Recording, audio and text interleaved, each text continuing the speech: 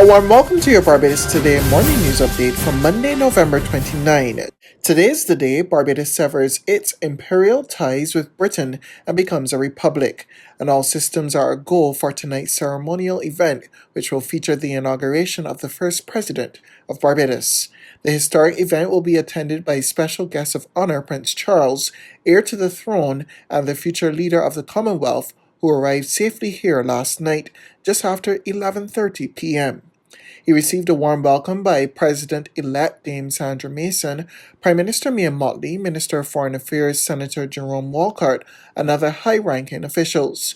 Prince Charles was accorded a red carpet welcome with full military honors, which included a 21-gun salute. On Tuesday, Prince Charles will receive the country's second highest honor, the Order of Freedom. Ahead of the historic moment and the country's 55th anniversary of independence, a leading Anglican cleric has urged Barbadians to stay true to the country's long-held values.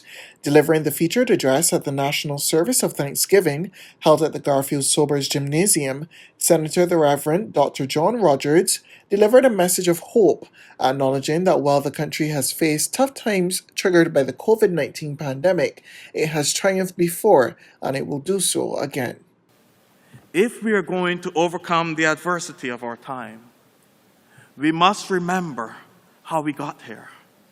That it was not always an easy road. There was a struggle. Even as we go through this pandemic, we are being called to remember that there will be times of plenty and there will be times of need.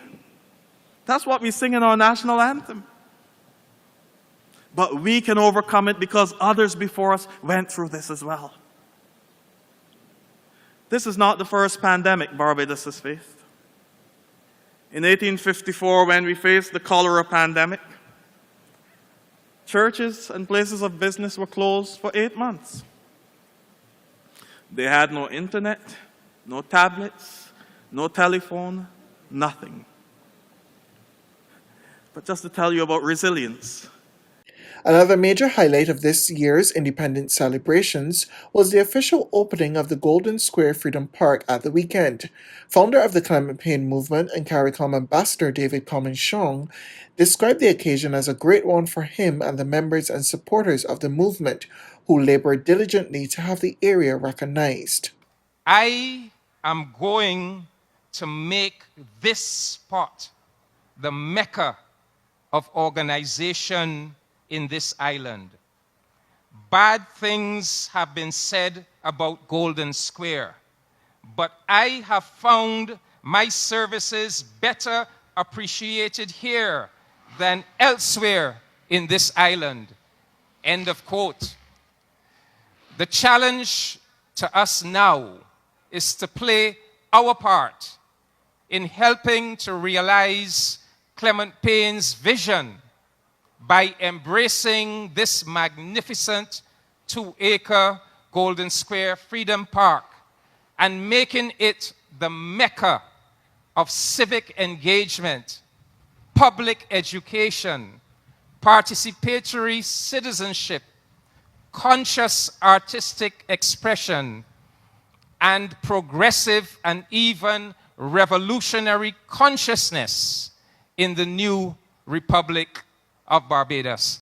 Prime Minister Mia Mottley told the ceremony that the long-awaited construction of the Hyatt-centric resort, expected to benefit the area, is likely to start early next year. At the same time, we have before us approvals or different stages of development running from across the road, where I anticipate that early in the new year the Hyatt Hotel will start. Or further down, where I anticipate on the pier head that that project will also start.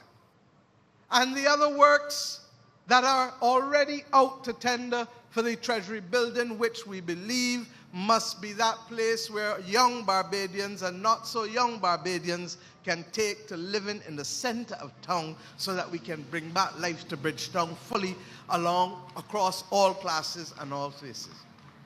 In other news this Monday, prominent businessman Sir Charles Williams will be laid to rest today.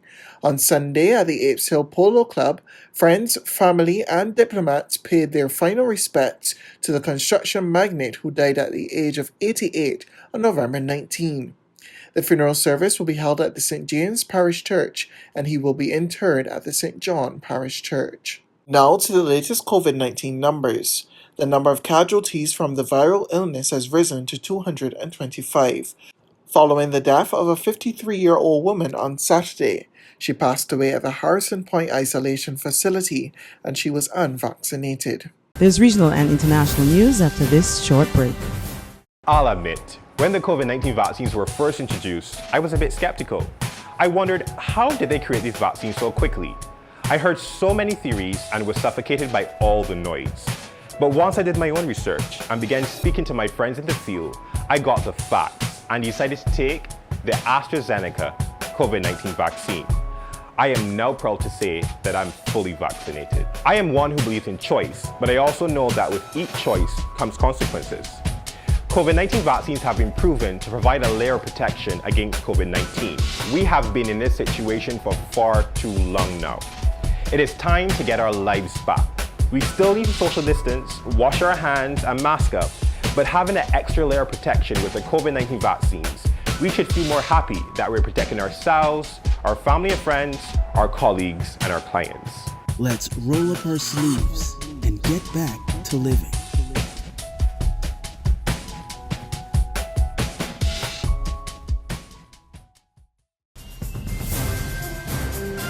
To regional news now, in the Bahamas, Prime Minister Philip Brave is giving serious consideration to the creation of fixed dates for general elections. The Office of the Prime Minister Press Secretary Clint Watson said.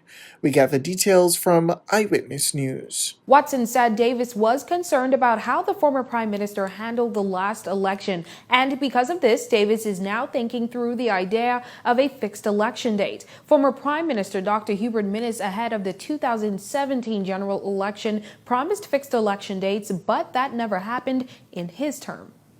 The Prime Minister would have spoken and expressed serious concern during the last campaign before we even knew an election date, how it was being used, almost like only me know, you don't know kind of thing. And it was very disruptive in so many ways and forms.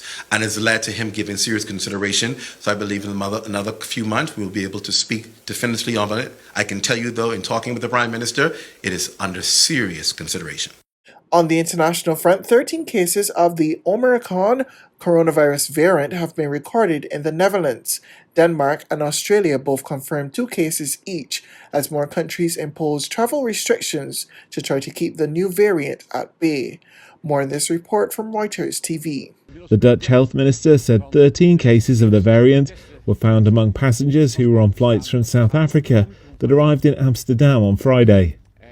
Authorities had tested all of the more than 600 passengers on those 2 flights and had found 61 coronavirus cases, going on to test those for the new variant.